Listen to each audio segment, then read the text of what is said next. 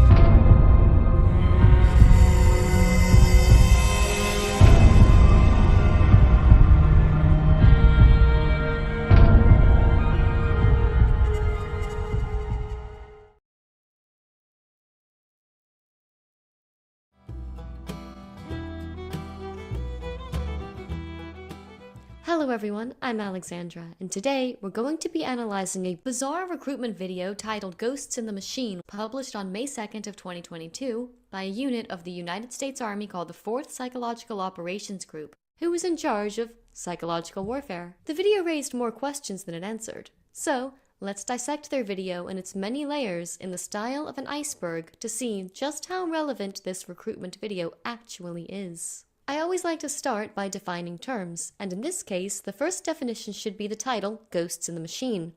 What does it mean?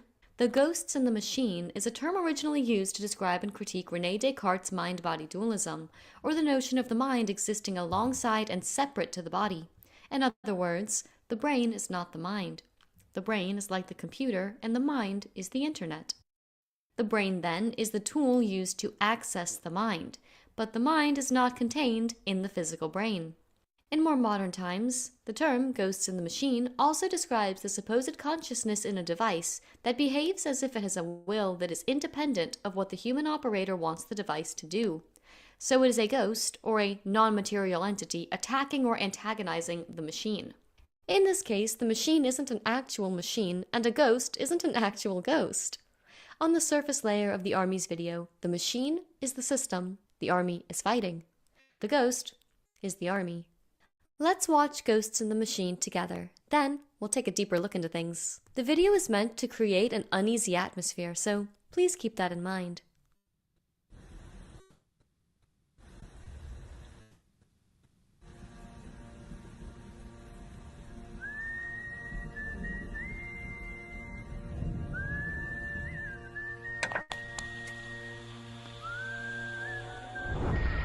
As the world watches and listens in horror, the peaceful pro-democracy demonstration in China comes to a violent and bloody end. Mr. Gorbachev, tear down this wall.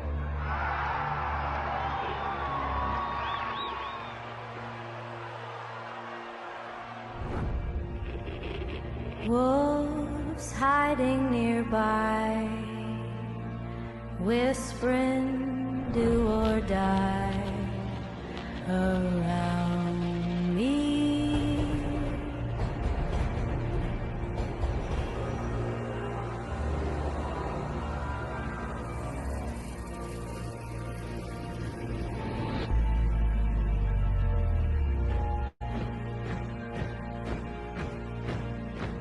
You say your last good night while I get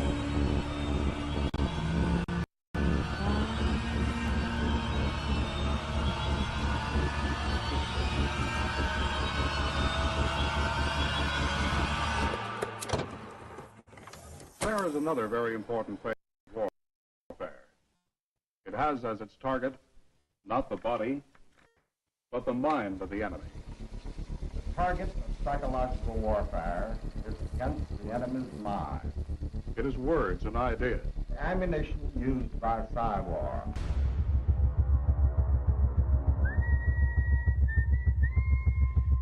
Its mission is to influence the thoughts of the enemy soldier, and at the same time, is expected and encouraged to study foreign languages and the social sciences such as history, economics, and sociology.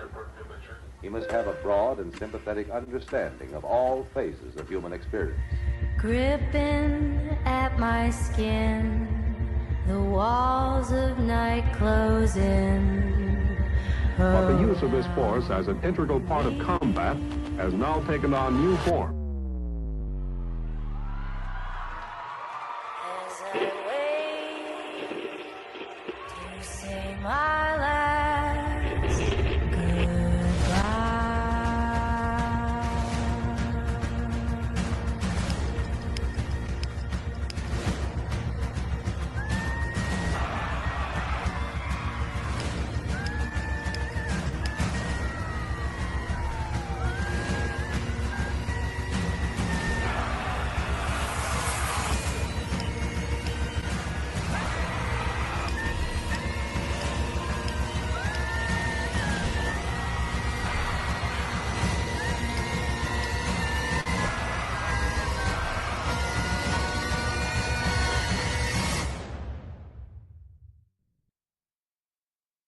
These are the Psy-War soldiers. Alright, so let's get started with Layer 1, the context. We'll focus on the visual aspects of this video in this surface layer. The video opens with a Sun Tzu quote about war. The cinematic images dazzle you with movement, sharpness, and colors. A song called The Last Goodbye plays in the background. At first glance, it's the army portraying itself as using the whole world as their stage, while hiding in the shadows, manipulating events to Also, their benefit. guys, please acting don't as a forget to hidden like hand. and follow see the many of the channel. I CIA's know and different Boots divisions' always past reminds operations, us, like but the Ghost I'll Army tipping make sure over that I inflatable remind you tanks in World first. War II. So do like and However, share it and promotes follow a the job channel. the It really recruits helps. don't We actually appreciate get it. involved in. Thank you, As guys. these Green Berets of FNG's Academy's channel say, The part that bothers me personally is that this video is a fucking lie. But the video itself is a successful PSYOP operation. Yeah. This is what they do. That's a great point. They manipulated people into changing their psychological thoughts, right? Yeah. Their thoughts. Kids are like, I want to be a Green Beret. They see this and they're like, no, I fuck wanna no. be I want to PSYOPs. do that. I want to be a ghost. Yeah, so this success. Yeah. don't let this video determine your decision to join PSYOPs. You will be disappointed if you think this is a good representation. For contrast, this is a typical Department of Defense video depicting exactly what they do.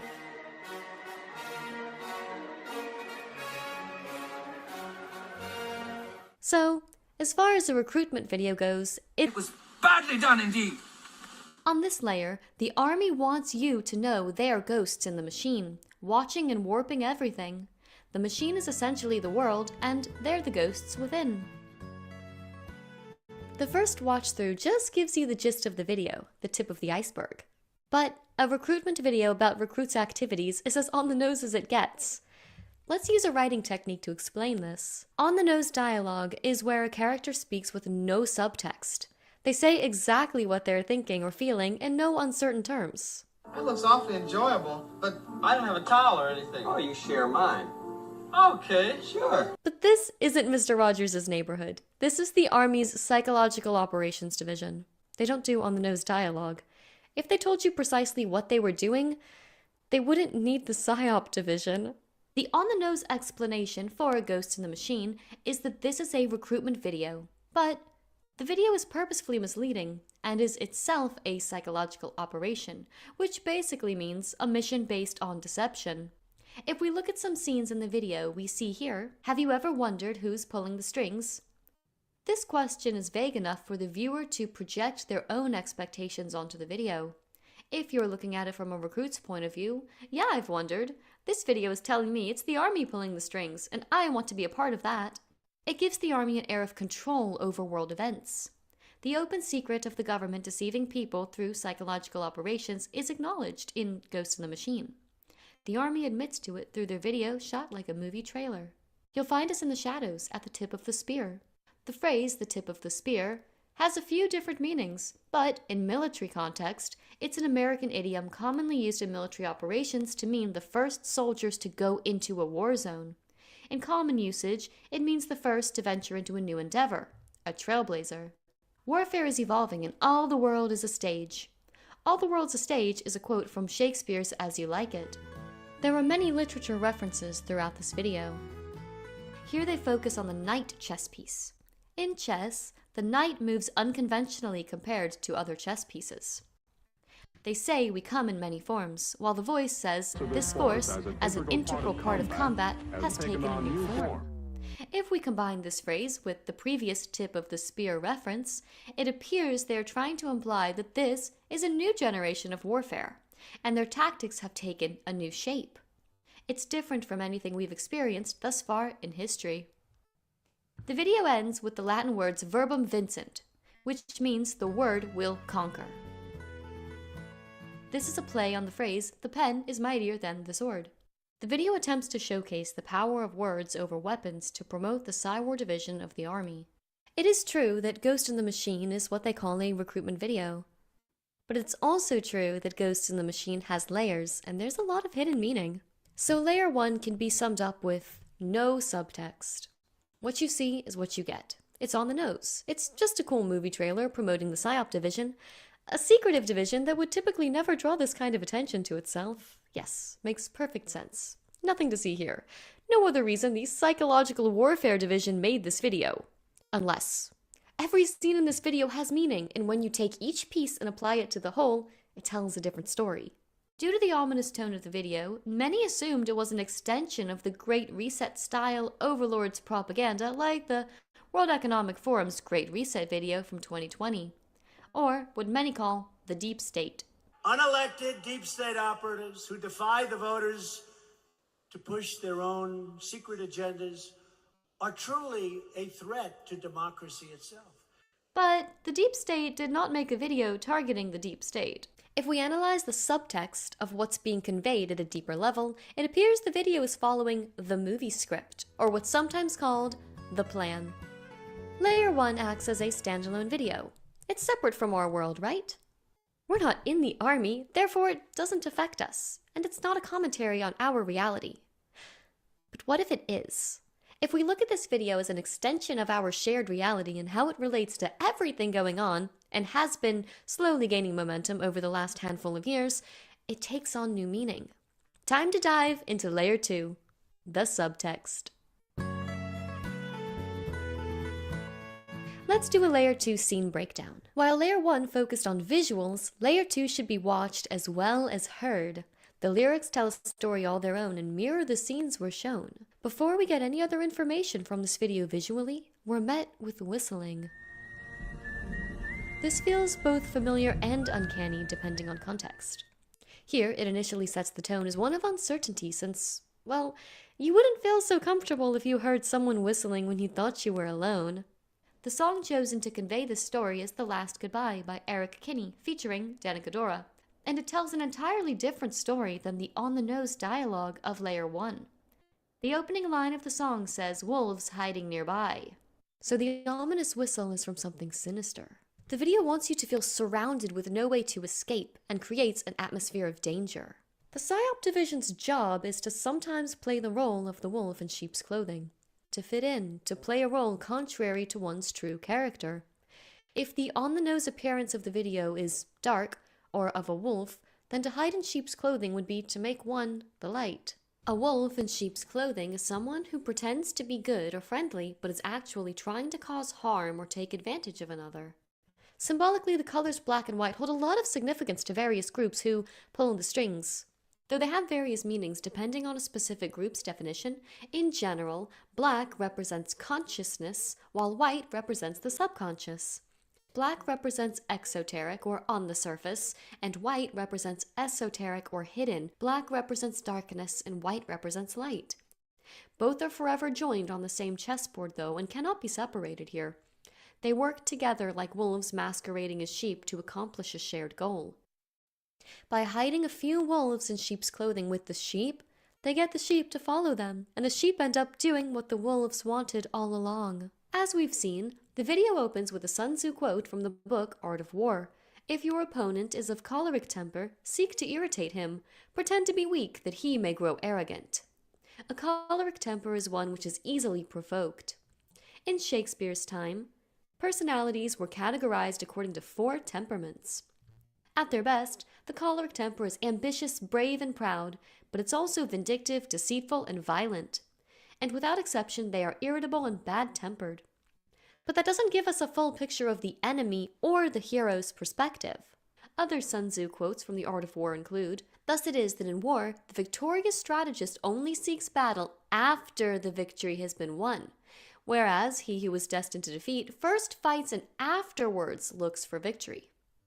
In other words, the perspective is taken from the victor's point of view against the enemy because the victory has been assured before the operation began. They're the ones pulling the strings. Since its marketing style is geared towards conspiracy-minded people with its aesthetic, the video wants you to think this means who are the powers that be or who is Oz behind the curtain. This makes sense because the puppeteers tend to stay behind the curtain of the world stage, as many of the events we see around the world and throughout history are staged and choreographed by unseen puppet masters. We'll talk more about the invisible third party a little later. On this layer, the question of who is pulling the strings becomes a little more clear. So, even though it may seem tempting to believe the question is being pointed at the dystopian overlords, the ones with their boots on the necks of the oppressed, the real answer is actually hidden in plain sight. Who is pulling the strings? Well, they tell you who. The light, or the white side of the chessboard. This is a USSR chessboard from the 1950s, and the piece highlighted as the who pulling the strings is the White King. What it's trying to show is that there are 2 opposing sides playing against each other in this movie. Chess is a long game with many moves, and sometimes, even though one side knows they've lost, they have to let the game play out. And another Sun Tzu statement sums up this point. All warfare is based on deception. This division's specialty is deception. Regardless of how you feel about the overquoted book, I want you to appreciate the power that the government places on deception to achieve their aims. Born from the ashes of a world at war. This is obviously a reference to a phoenix. But what's not as obvious is that the phoenix symbolizes immortality, resurrection, and life after death. And it is associated with the sun god. The sun god symbolizes the same light being referred to here that is a foil or a polar opposite to the dark of bringing life from death, creation from their destruction. Notice the song lyrics as we're seeing the story unfold. The lyrics talk about someone hiding in the shadows, an undefeatable force that is always waiting to say its last goodbye, as if it cannot be killed. Eric Kinney is the credited writer, producer, engineer, mixer, and arranger for The Last Goodbye. He is a professional musician who works for brands. His job is to understand how to manipulate or generate a mood. His Instagram post from 2019 shows an ad he created for AT&T. He says the client wanted the music and the baby to feel mischievous, not typical cute baby music. No xylophones. Went with low woodwinds orchestral vibe, then just needed to get the pacing and hits dialed in around the dialogue and cuts. He talks about his concept in another post from 2020 for AT&T featuring all sorts of celebrities. Most would assume the song is just played straight through in the background, but that's not the case. The song's lyrics are chopped up throughout this video. For example, we hear Danica sing the lines, "Wolves hiding nearby, whispering do or die around me." Wolves hiding nearby, whispering do or die around me. Then the next phrase we hear is actually the line prior to that in the original version. You say your last goodnights while I keep getting by. You say your last goodnight. Only without the interesting line, Red Moon on the rise. They removed that phrase from their video version, so it was deliberately done in a specific way. Nothing here is random. Considering Eric Kinney's Instagram posts, his job is to make sure even the music in a commercial is strategic and manipulative. Moving on. The video shows warfare has gone from horses to handheld devices. When technology is introduced to society, things change. Once you have things like mass transit, instant communication, industrialization, things just fundamentally break with the past. Human nature might not change, but the worldviews or the ways humans decide to organize their society and express their beliefs can change and alter quickly. Technology introduced a whole new battlefield for deception and warfare. Cyber warfare is called 5th generation warfare, or 5GW for short. This is not like our cell phone's 5G, which is just cellular networks. 5G warfare is cyber combat. Ghosts in the Machine take sides of us versus them. But who is us and who is them? The chessboard shot from earlier gives us a clue. This is a video targeting the deep state made by the light state, or side, the other end of the spectrum of control. You've heard of two wings of the same bird. The wings are represented by dark and light, so this movie's theme is dark versus light side battle. The us being referenced here is the light side, and the them is the dark side. It is the counter-narrative fighting against the conventional narrative, or the mainstream narrative. The ghosts are the light side, and the machine is the dark side. Donald Trump Jr. explains it this way. The problem is the machine is so big.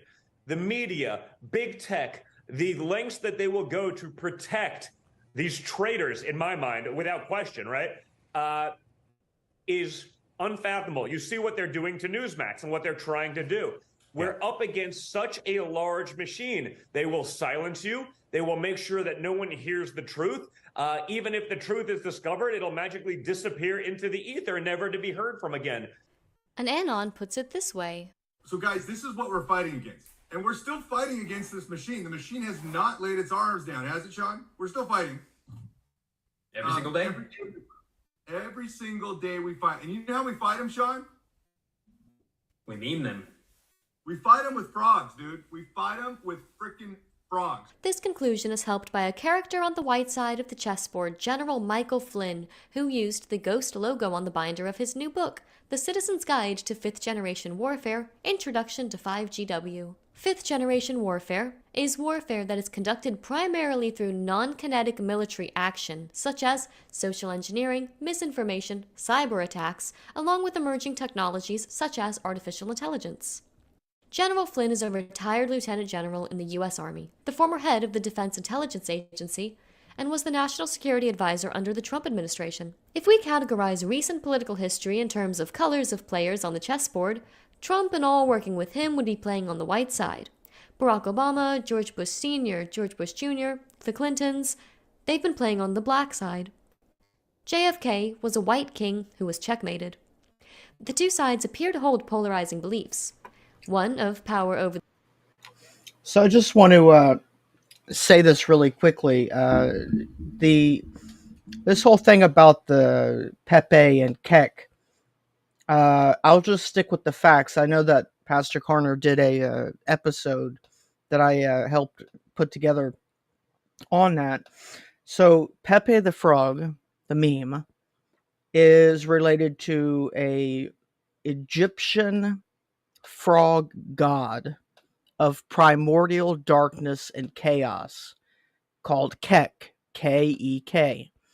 And as far as I understand, it is primordial darkness, i.e., the god that represents the chaos out of which order comes. So take that as you will. I don't really know how to place it in the grand scheme of this whole thing, but it's essentially a frog Lucifer god. So I don't know if these people know what they're saying when they say, let's fight with Kek. They're saying fight with the Lucifer frog god, but they don't know that. So I'm just making that note real quick.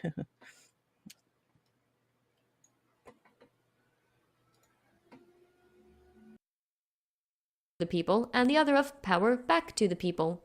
Or globalism, centralization, mass censorship, and the Great Reset, versus nationalism, decentralization, free-ish speech, and the Great Awakening. General Flynn and Boone Cutler wrote The Citizen's Guide to Fifth-Generation Warfare that defines 5G warfare. They appeared with John Harold, aka Patel Patriot, on his media channel to explain how the internet and social media are involved in fifth-generation warfare. Flynn is explaining it from the perspective of the manipulation being used against civilians by the powers that be. Let's have a look. So, what is fifth generation warfare? Fifth generation warfare is a war for your mind. I mean, at the brass tacks level, it's used by state, non-state actors to really manipulate, your thoughts and your attitudes and what your kinds of things you might do without you knowing it. I mean, it's trying to manipulate you without you knowing it, or getting to a place where it's so you are so manipulated that when you finally realize it, it's already done.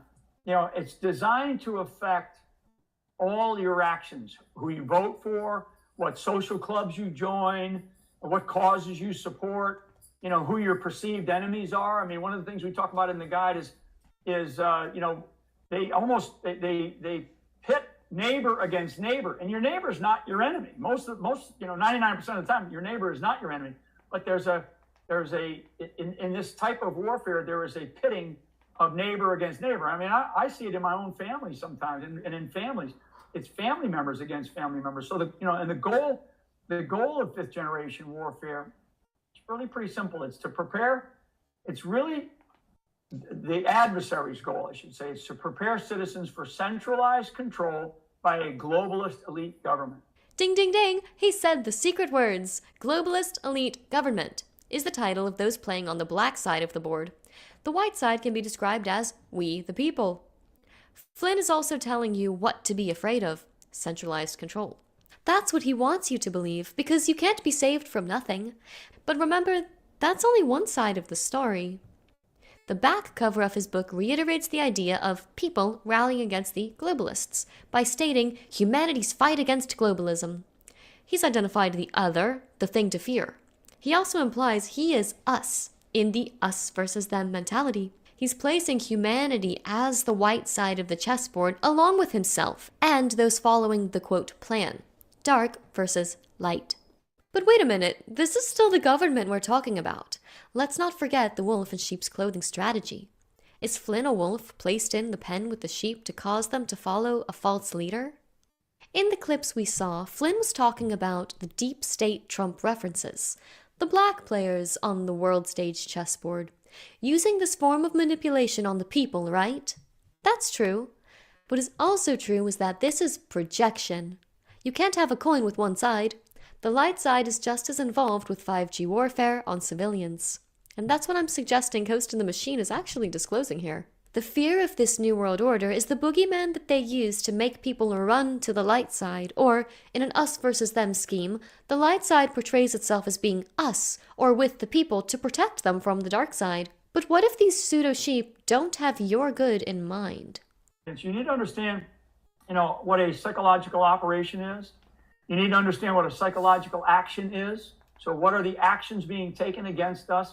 So you need to understand what that is, when it occurs, and then how do you deal with it. And you need to understand what we call in the guide who the targeted audiences are. Maybe Boone, you can talk to target audience. Boone Cutler then defines a target audience as anything that separates people into a group. Once the target is identified, it's manipulated to drive their behavior. Just as there is narrative and counter-narrative, it's not a war if it's one-sided. There is the deep state psyop, the Great Reset, of globalist centralized control that Flynn just highlighted, and the light side's equivalent opposite psyop called the Great Awakening and features controlled decentralization. Flynn paints the picture with a Rumble video he posted to his Telegram titled The Great Reawakening versus the Great Reset. You are either on the side of saving America or you are against us. He bifurcates the issue by only presenting these two options. It's an us versus them dynamic. But even though Flynn is warning of the powers of the globalists and trying to fire the people up to join his side, the Great Awakening, Flynn understands his target audience quite well. He's made this seem like a critical issue, a major plot point, if you will, by tweeting on February 5th, 2022 that his Citizen's Guidebook to 5GW could possibly save your life. He certainly understands the importance of cyberspace, particularly when it comes to the power of memes. Flynn is known to the Anons as the Pepe's General, and they are his digital soldiers. Memes. The movement Flynn is involved with, that is the epitome of a psychological operation, Q, actually refers to the importance of memes many times, such as drop number 2851. Memes, memes, and more memes. Why are memes so important? An Anon says, memes are powerful tools we use to widely circulate awareness by simplifying a broad message in a recognizable and digestible format. It's a tool in information warfare. Q-drop number 4497 states, take a meme, leave a meme. This is how Anons pass out ammo. Memes prep, music prep, organize, unite, prepare. But first, the word meme comes from the ancient Greek mimema, meaning that which is imitated. The term was coined by Richard Dawkins in his 1976 book, The Selfish Gene. He wrote, memes propagate themselves in the meme pool by leaping from brain to brain via a process which, in the broad sense, can be called imitation. In modern terms, an internet meme is a piece of culture, typically a joke, which gains influence through online transmission, according to Patrick Davidson. Limmer Schiffman defines them as cultural information that passes along from person to person, yet gradually scales into a shared social phenomenon.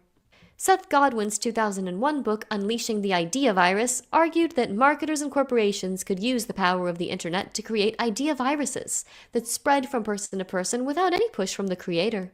Information warfare is often about waging an influence campaign that can change behavior through unconventional means, such as social media. Memes play a part in a specific type of information warfare dubbed memetic warfare. Memes have also been called leaflet propaganda of the digital age.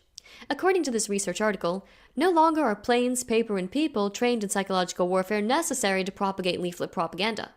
All it takes is an individual, an internet connection, and the understanding of a target audience. Once a target audience has been determined, internet meme creators with malevolent or mischievous intent utilize cognitive biases to garner further influence.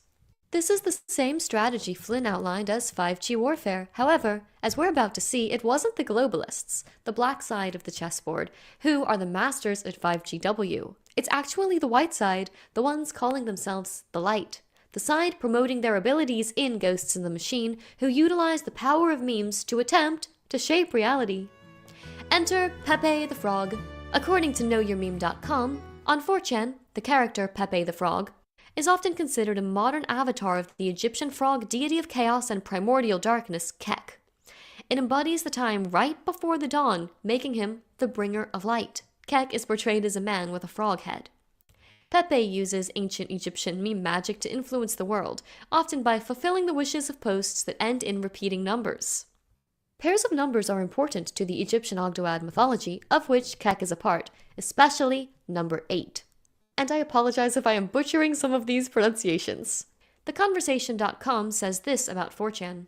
Pepe the Frog and Pole first collided with the outside world in June of 2015, when Trump announced his candidacy for President of the United States. Trump, with his aversion to political correctness and penchant for flair and showmanship, was Pole's immediate candidate of choice, and so Pepe the Frog was edited to wear a Make America Great Again hat and began appearing in hundreds of Trump-supporting forum posts.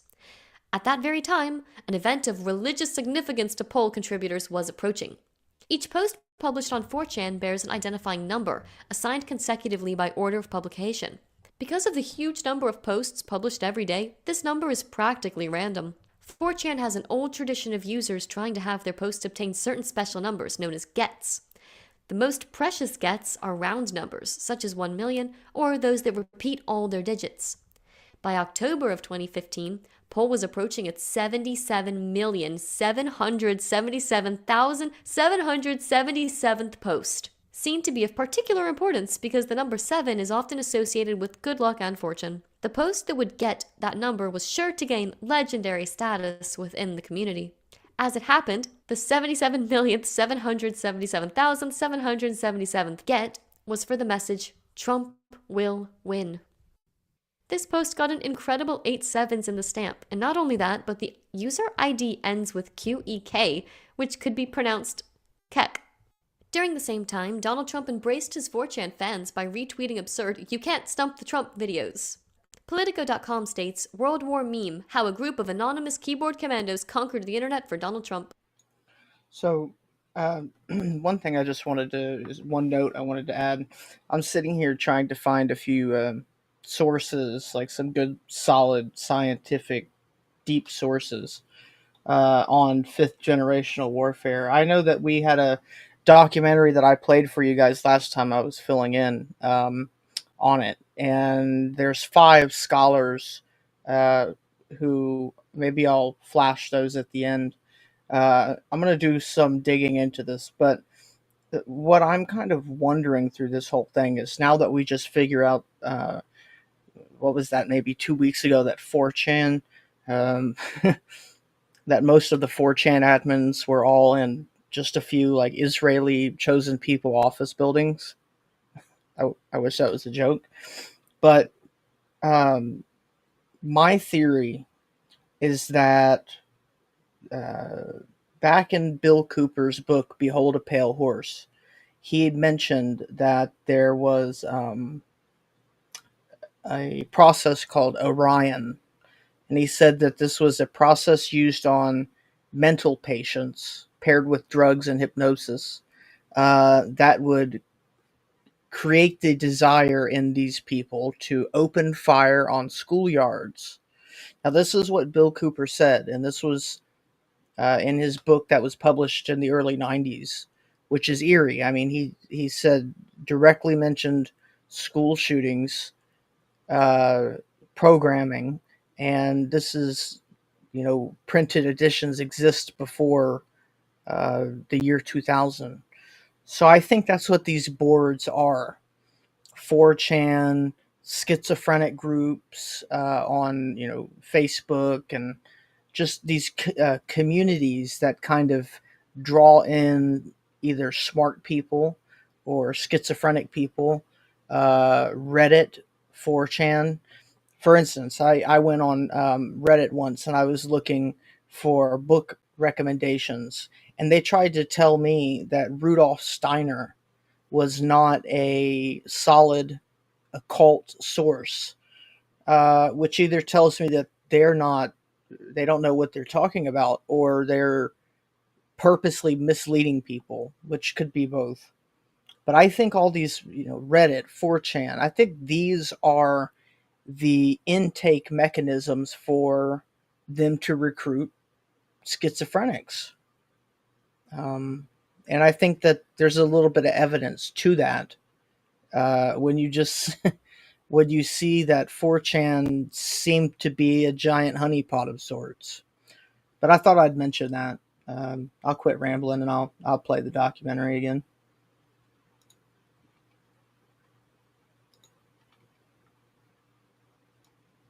Mother Jones's publication wrote, memes are best known for littering social media, but some experts think they might have helped elect Donald Trump. Trump memes on 4chan started to take off, and once Q arrived in 2017, they encouraged making memes to spread on the digital battlefield, in this compilation of drops. One reason given by Q for the prolific use of memes is that the AIs can't yet read or understand them. Jack Dorsey tweeted this in 2018 about memes.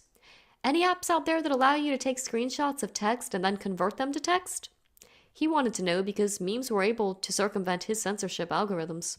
Memes are also a visual, usually humorous way of getting the point across to challenge any mainstream narrative, or a great tool to muddy the waters and create confusion with inaccurate information, depending on who is posting them. Some memes are true, most are false. Always double check the information. Memes are certainly part of the information war, or the plan. What exactly is the plan? Well, it's something called the Great Inversion, or the changing of the world guard. Quite literally, a new world order. Just not the one many have been conditioned to believe. It's a pole shift, the reversal of power from the black side of the board to the white. Back again to who is pulling the strings, from dark to light. One holistic health writer describes it as the greatest global consciousness shift the world has ever seen, what many people call the Great Awakening. In as her Pastor workbook, Carner a few calls it, practical the steps breaking to enjoy of the spear apocalypse. ritual. Too bad we're still stuck on the same chessboard under the invisible third party. This shift doesn't lead to freedom. Returning to the Army's video, a voice then says, There is another very important phase of warfare. It has as its target not the body, but the mind of the enemy. The voice belongs to Carl Zimmerman. But there is another very important phase of warfare. It is from a TV show called The Big Picture, which was an American documentary television program that aired from 1951 to 1964. The series consisted of documentary films produced by the United States Army Signal Corps' Army Pictorial Service. This particular reference was from episode 206 called Truth is Our Defense. However, if anyone's truth differs from this light side's version of truth, they are also lacking truth. So it's another way of creating a false binary of us versus them, like Flynn has been doing. You're either on the side of the light or the dark. You're either on the side of saving America or you're against it. They don't want you to be presented with any other options, such as not playing the game. Don't get emotionally invested. You see, here's the thing. They don't care about inconsistencies. They don't care about facts. They don't even care about the truth. All they care about is power. They believe their power is what shapes reality, not facts, not truth. They're trying to put you in a false binary. It's us versus them. You're with us or against us. It's dark or light. It's truth or lies. Not so fast, pseudo-sheep. All war is based on deception. All psychological warfare is manipulation. Deception and manipulation don't get along with the truth. This is one Anon's opinion regarding the dark side, the deep state, but notice how this applies to the light side as well. I think we've hit a point where the psyops have outpaced the real news. How are we supposed to know what's real or not? That's exactly why they're doing it. They want to create dysphoria and to confuse people. So when real news hits, we'll be spinning like a top. Pretty much epitomizes the famous quote by William Casey, who was the 13th director of the CIA, "We'll know our disinformation program is complete when everything the American public believes is false." So is truth their defense? Or is their defense the ability to construct a narrative and claim it is true? They promote the idea that they can be everywhere, anybody at any time. You never know if what you're seeing is part of a psyop or not, so you never know if something is a lie or not. That's the point. We're all experiencing this right now with how hard it has become to find good or accurate information. In my opinion, this seems to be part of the psyop, the inability to arrive at meaningful conclusions. So you just kind of give up. It's all too much. So don't give up. It's ironic that the next thing we see in the video is the Statue of Liberty, symbolizing liberty and freedom. You are not free if you're being manipulated. All psyops, by their definition, are deception. You are being deceived by both sides. Just because the outcome of the deception seems favorable to you, that does not mean the people deceiving you are good. Let's take a drastic example. Tavistokian brainwashing works only if the brainwashers can create a controlled environment, in which the victim sees only the alternatives presented by the tormentors. You can read more about brainwashing experiments in my evidence-based Substack article, The Origins and Legacy of MKUltra, linked below. This is why control of the narratives, both mainstream and alternative, is so important to the overall success of a psychological operation. The news and social media can create a type of controlled environment. By putting people into false binaries of black and white thinking, other alternatives are not entertained. If we take the same mentality the government used to control individuals in Tavistock units and apply it to the tactic of wolves hiding nearby, masquerading as the sheep they wish to control, you probably have started to feel a bit surrounded by manipulation, not sure who to trust or what to believe. And sadly, that's the point. Now let's really start digging in. Send in the clowns! This is an animation from 1933 called Betty Boop Snow White. The evil queen is hunting down Snow White, and this character, Coco the Clown, sings a song called St. James Infirmary by Cab Calloway, and the animation goes along with the song in the original video. When the queen then uses the magic mirror to turn him into a spirit, the lyrics to Cab's songs are "When I Die."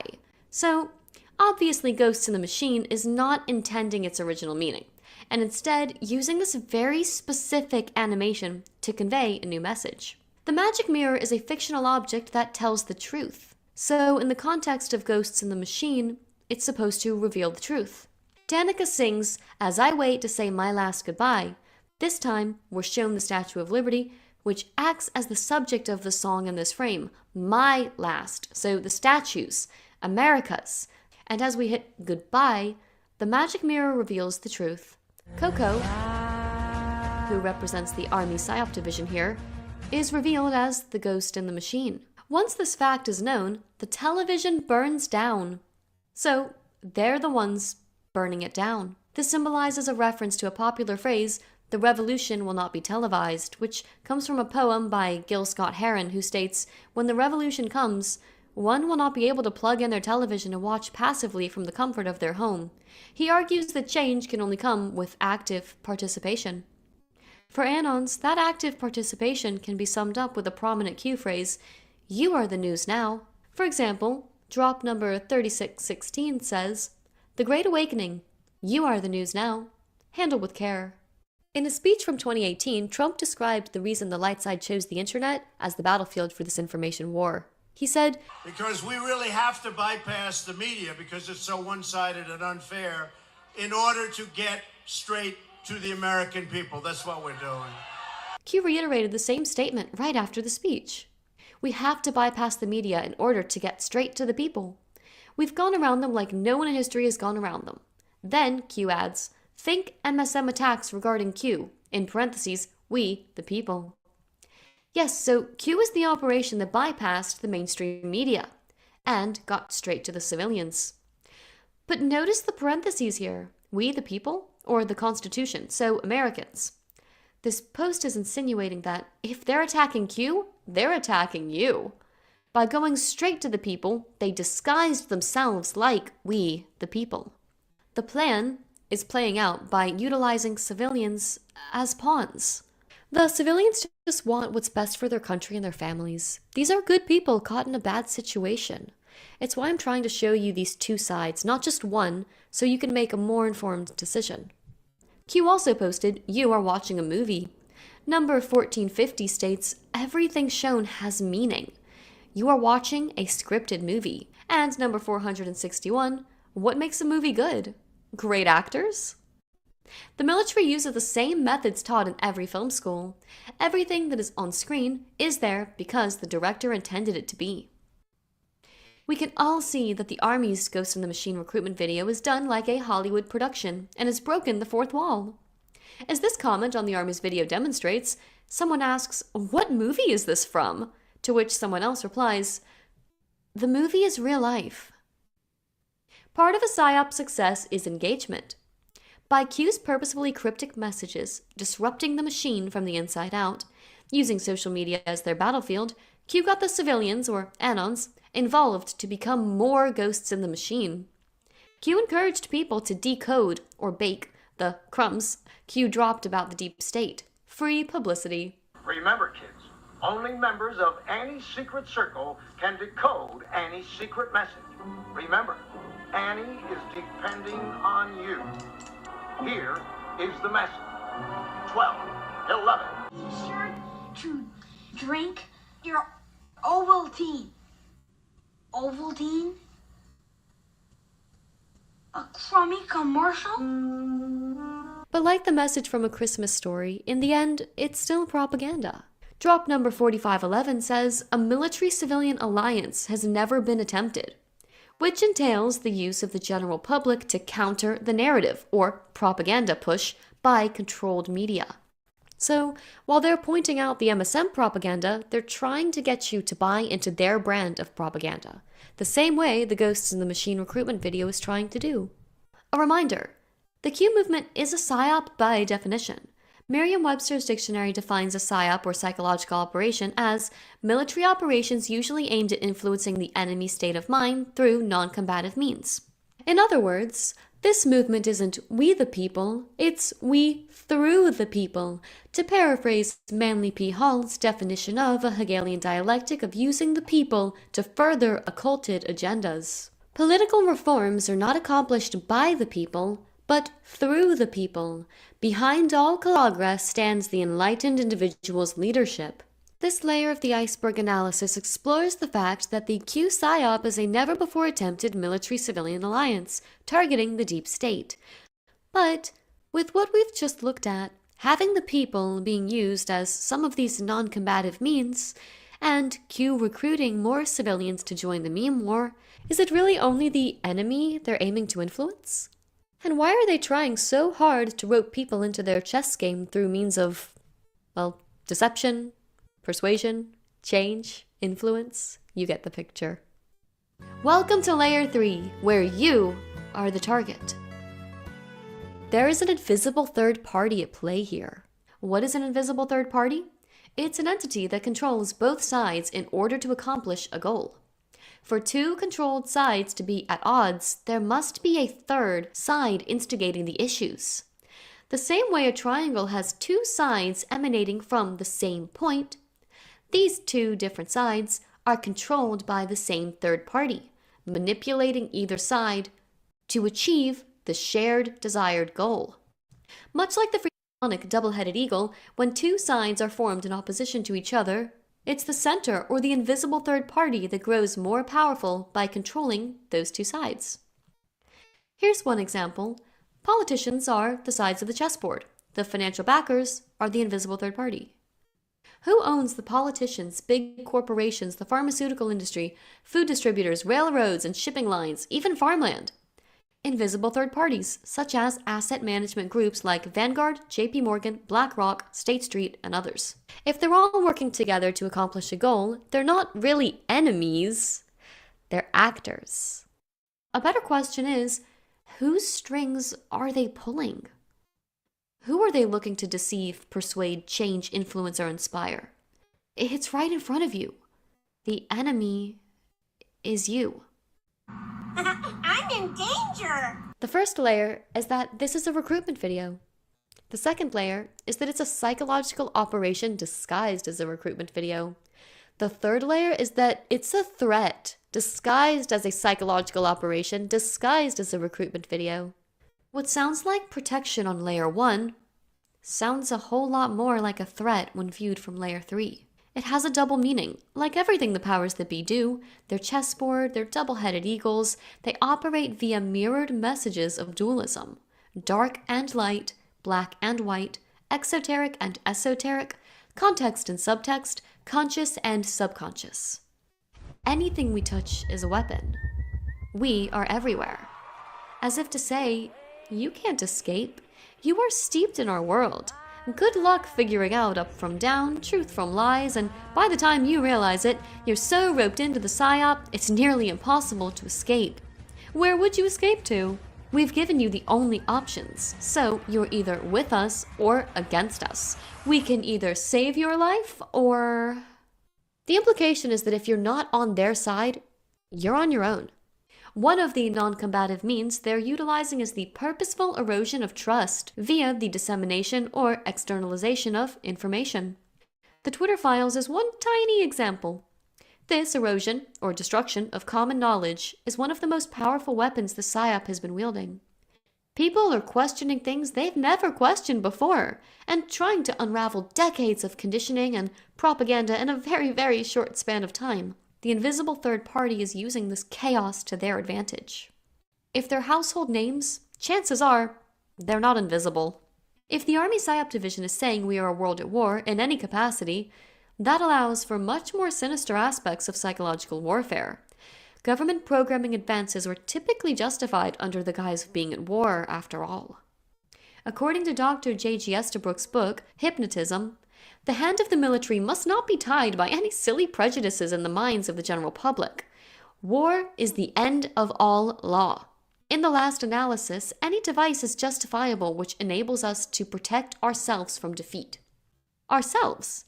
The invisible third party will protect themselves, not you. This is an information war, not one of physical combat. Remember, targeting the mind, not the body. There is one controversial tool the government seems to be using to accomplish just that. Memes, in the form of magic. Before General Flynn wrote his Citizen's Guide to 5G Warfare, Daniel Abbott wrote the Handbook of 5GW, A Generation of War. The description is interesting. It says, the successful application of the 5th generation of warfare, 5GW, is indistinguishable from magic.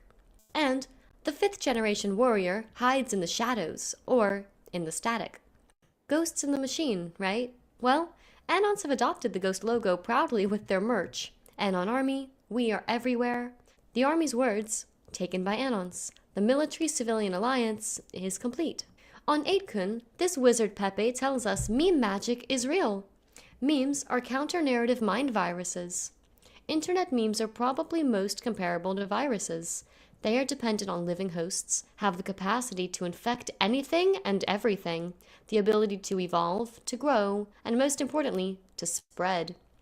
Then, it lists for us the necessary components of a meme. 1. Brevity, brevity, brevity. Brevity is the soul of wit.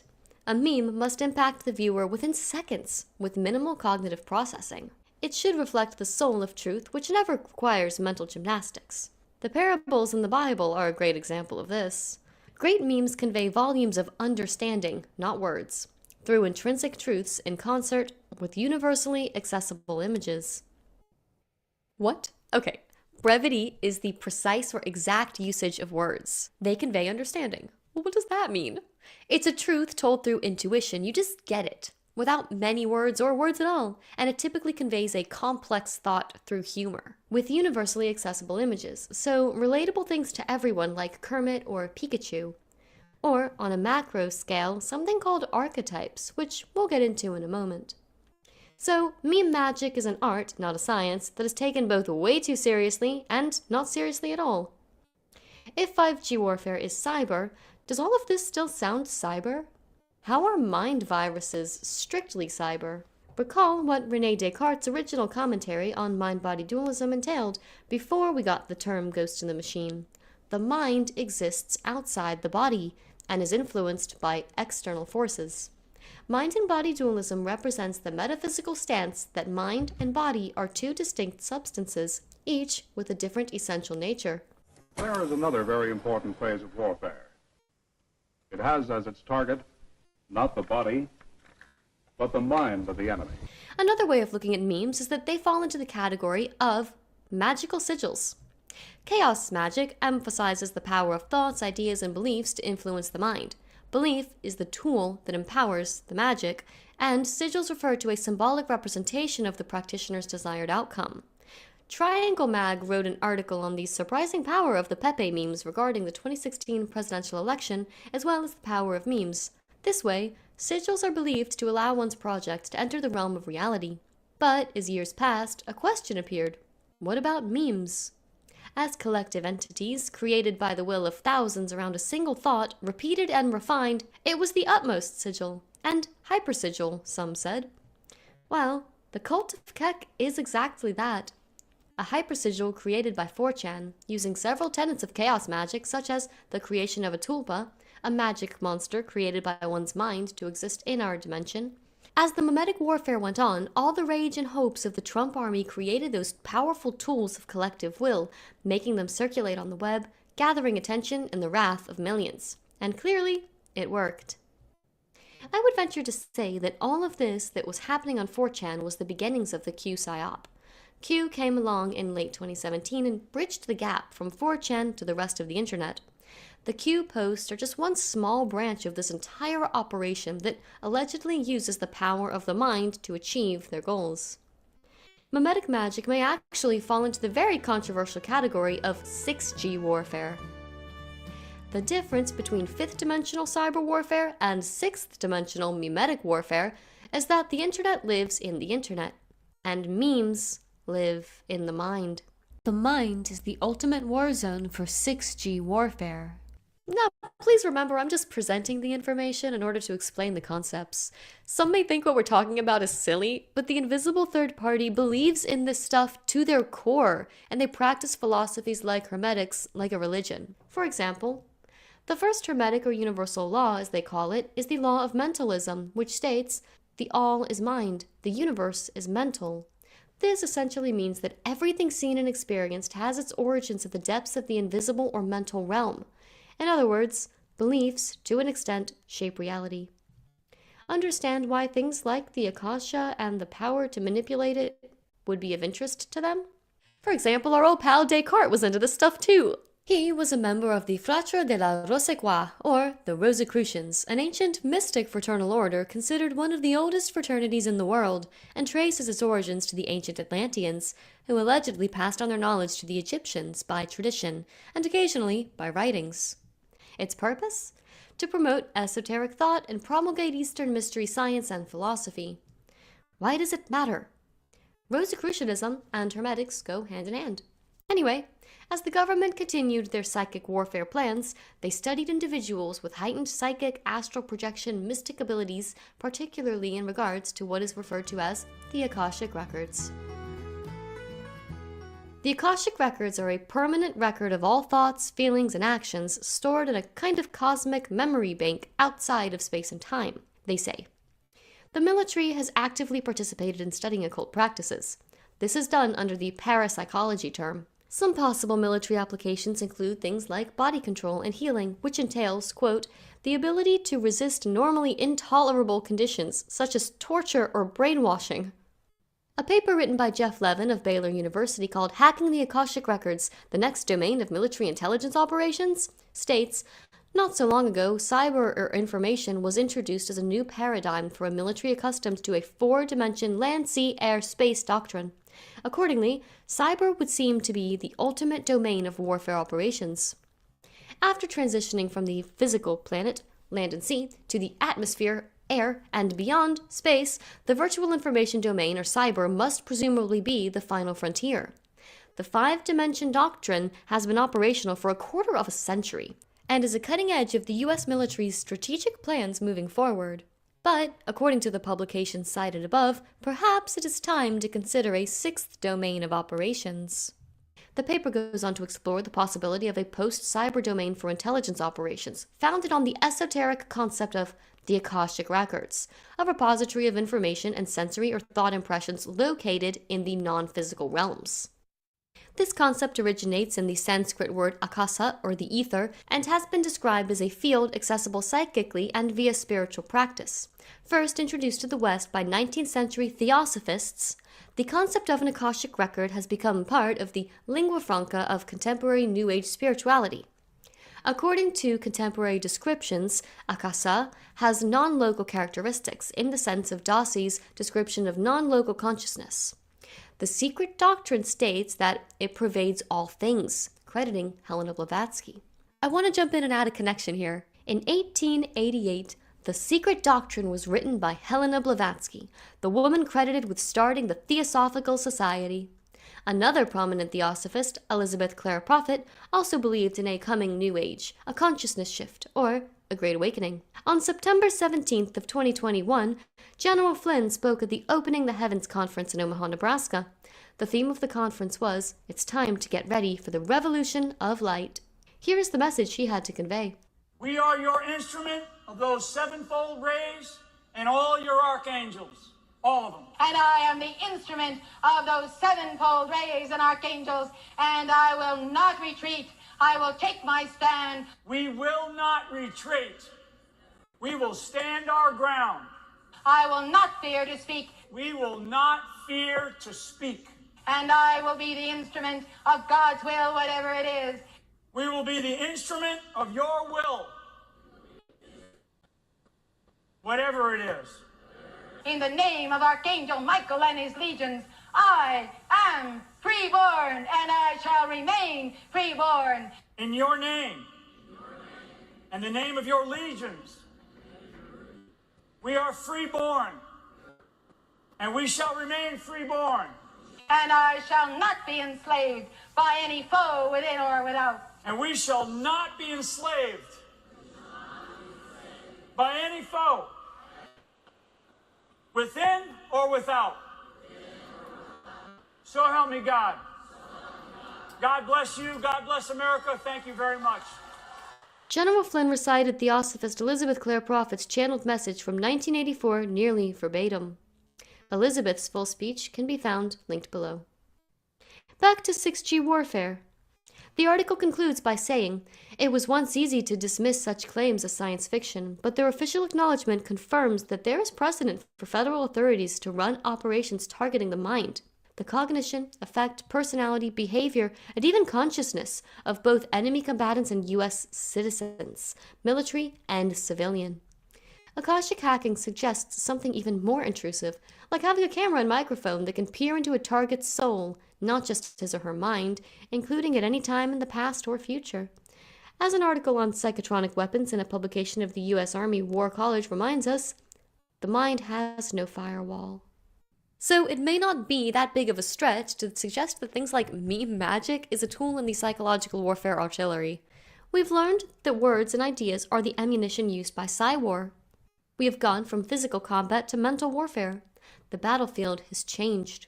Social media has blurred the lines between reality and the immersion in propaganda. TikTok trends are also, by definition, memes. Treat everything we see and hear in the mainstream media and social media as nothing more than staged, a movie. Take on the role of observer, not participant. This is not a war for the truth. It's a war for what you believe to be the truth. Their words have shaped most people's reality. They've tried to turn the objective truth into something that is subjective.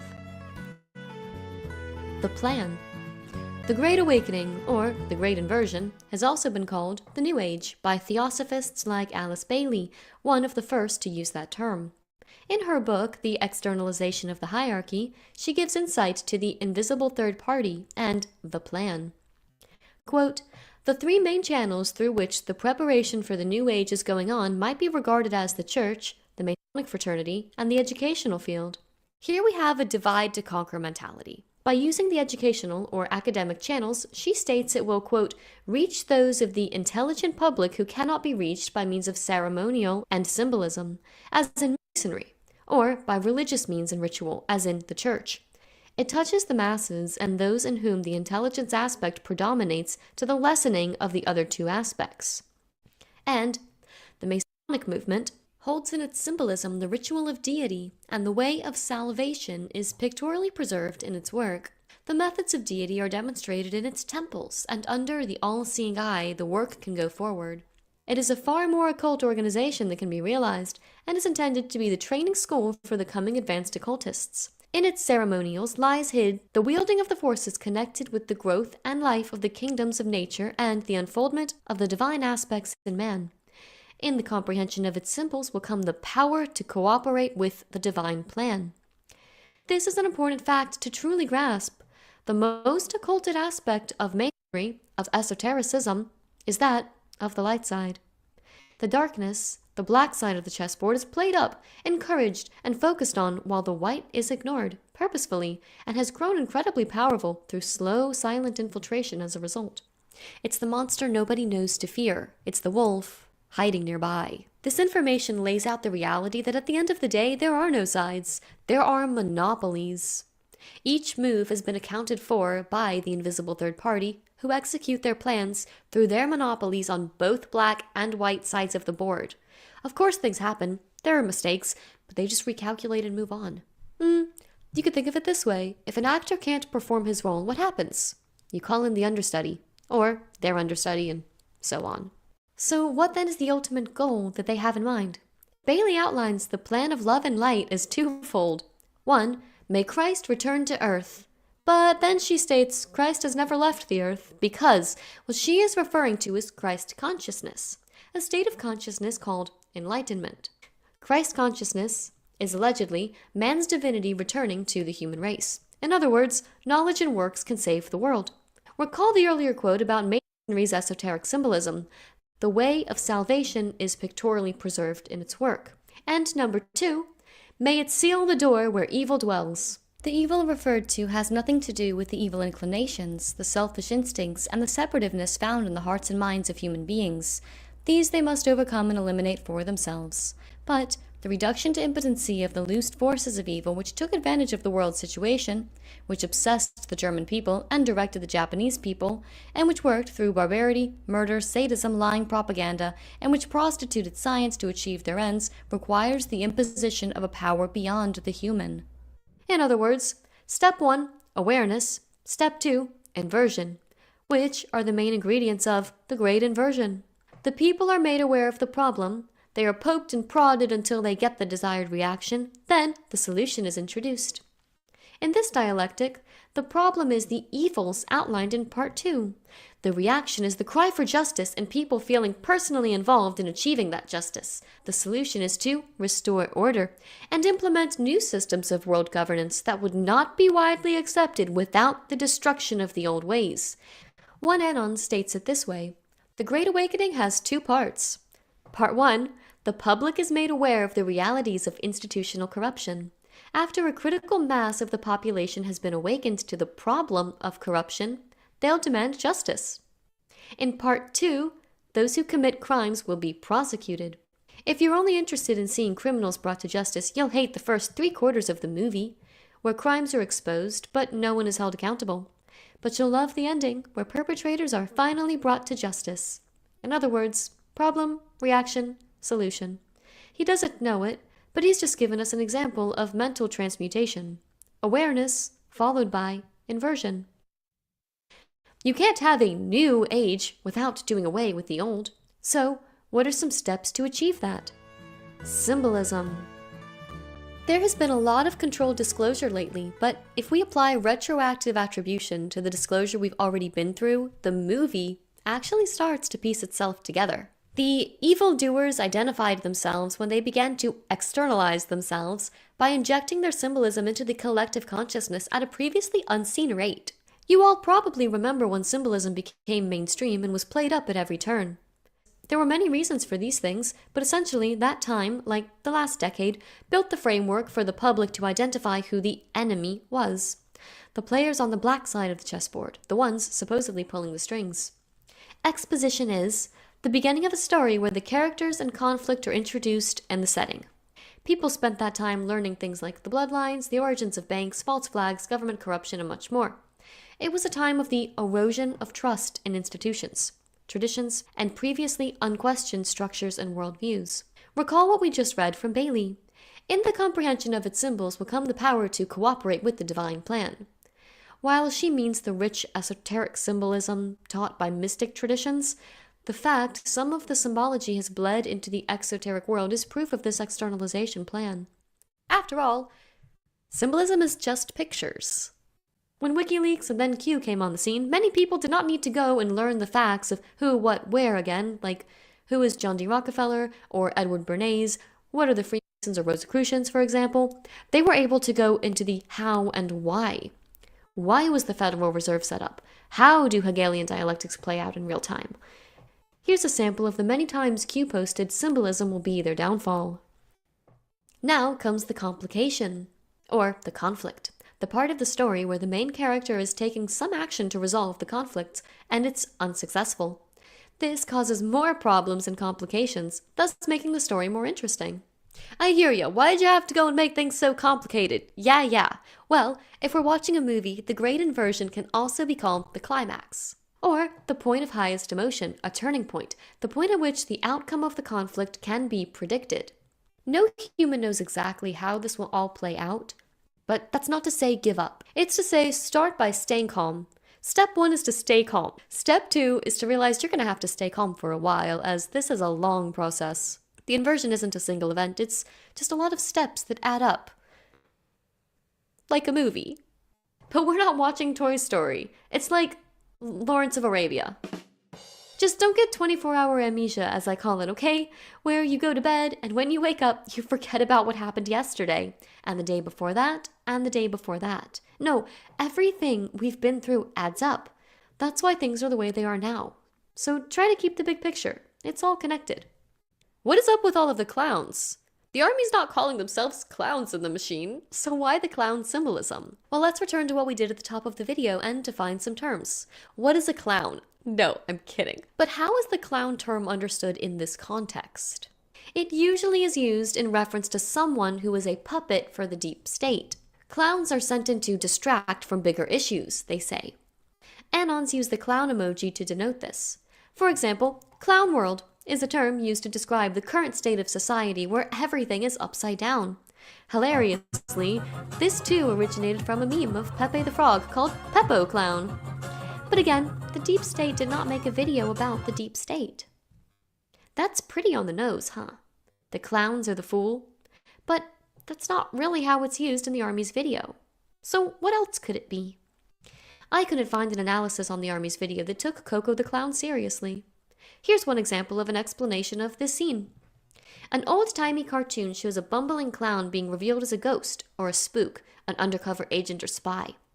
The message of this highly symbolic image: your ridiculous entertainers are actually agents of propaganda. Sure, that's true, generally speaking, if you're using on-the-nose dialogue with no subtext on the surface layer. But that's not what this scene is portraying in the video as a whole. Movies have characters, and those characters are typically stereotypes, or a mix of other underlying universal tropes. In the same way mimetic magic spreads universally recognizable concepts from person to person, the idea of archetypes is being utilized by Ghost in the Machine. Archetypes are considered to be recurring patterns, plot structures, symbols, character types like king, mother, and themes, like the battle between good and evil, that occur in stories across cultures and time periods. They embody universal meanings and basic human experiences, and can evoke unconscious responses in a reader. We know mimetic magic utilizes this concept on occasion. If you were the powers that be, that would be a powerful tool you'd use to steer the minds of people based on subconscious biases. Ghost in the Machine utilizes the archetype of the jester to represent the light side. Here, we see an actor putting on clown makeup. A jester, a fool, or trickster is one that tricks others to get them to do what they want. Symbolically, jesters are often represented by red and fire, as well as lightning. Jesters typically had access to truths that the common folk did not. Their message is not delivered as an angry speech or an attack, but as a subtle allegory and funny story. You've probably heard the phrase truth in comedy. Okay, so the movie goes like this. The biggest drug cartels in the world get together and buy up all the media and all the politicians and force all the people in the world to stay locked in their homes, and people can only come out if they take the cartel's drugs and keep taking them over and over. I threw the script away. I mean, who is going to believe that crazy idea? Being forced to do drugs? They joke, but they destroy. You laugh as your belief system crumbles around you. The jester's motto is, "You only live once." YOLO, a phrase that skyrocketed into the collective conscious in 2012. The jester is often seen in stories alongside the king or the ruler. In these stories, the jester's job is to deflate the ego of the ruler, and to say, in jest, what needs to be said, but no one is willing to say aloud. The jester was a person who had achieved high levels of enlightenment, and whose destiny was as a destroyer. They might be regarded by those they challenge, and by those who cling to the old ideas to be bad, but new things cannot be introduced unless old things disappear. Jesters function as both a mirror and a teacher, using extreme behavior to mirror others, thereby forcing them to examine their own doubts, fears, hatreds, and weaknesses. This ties us back to the Sun Tzu quote that opens this whole production of irritating your opponent by pretending to be weak, a fool. With this in mind, let's look at the next scene again of Coco the Clown. If we take the Sun Tzu quote and apply it to the situation, playing the fool is the role the light side, especially Trump, took on to endlessly irritate their opponent, which allowed them to grow arrogant while the light side gained strength. In this context, Coco acts as a stand-in for the light side. Psychological manipulation as a means of warfare has taken a new form. Has now taken on new form. Is the next time we see Coco, after being told, "We are everywhere." With the lyrics singing as I wait to say my last goodbye. The Statue of Liberty is the last thing we see before Coco is transformed by the magic mirror into a ghost. And the television being set on fire. From jester to destroyer. This entire idea of the archetype of the jester bringing destruction can be seen in Joker, the same film Ghost in the Machine tries to remind you of. From this point on, the composition is meant to create an extreme sense of dread and uneasiness. The beats of the song produce a quickened heart rate, and there's a sense of impending doom, a feeling in the dark, a message in the stars. Ghosts in the Machine. What are we? That comma changes the phrase from the question,